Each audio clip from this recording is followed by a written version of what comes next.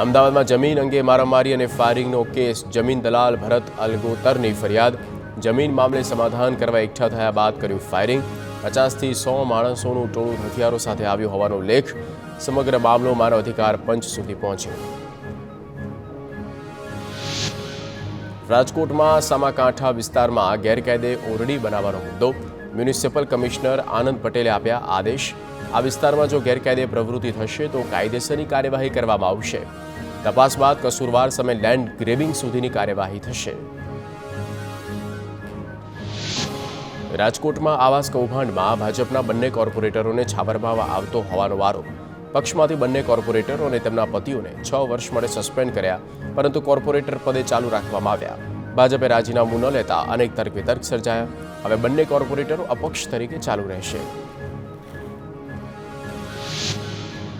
રાજકોટમાં આરએમસીના આવાસ કૌભાંડનો મુદ્દો. આજે બંને કોર્પોરેટર સામે લેવાઈ શકે પગલાં. વોર્ડ નંબર 5, વોર્ડ નંબર 6ના મહિલા કોર્પોરેટરો સામે લેવાઈ શકે પગલાં. બંને કોર્પોરેટરોએ નોટિસનો ખુલાસો શહેર પ્રમુખને સોંપ્યો. વેજી ગોલતર અને દેવુ જાદવ સામે આવાસમાં ગેરરીતિનો આક્ષેપ.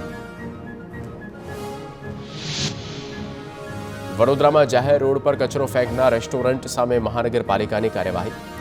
અલકાપુરીની ચુંગ ફા ચાઇનીઝ રેસ્ટોરન્ટને કરાઈ સીલ. ગત રાત્રે જેતલપુર બ્રિજ નીચે વધેલો ખોરાક નાખ્યો હતો.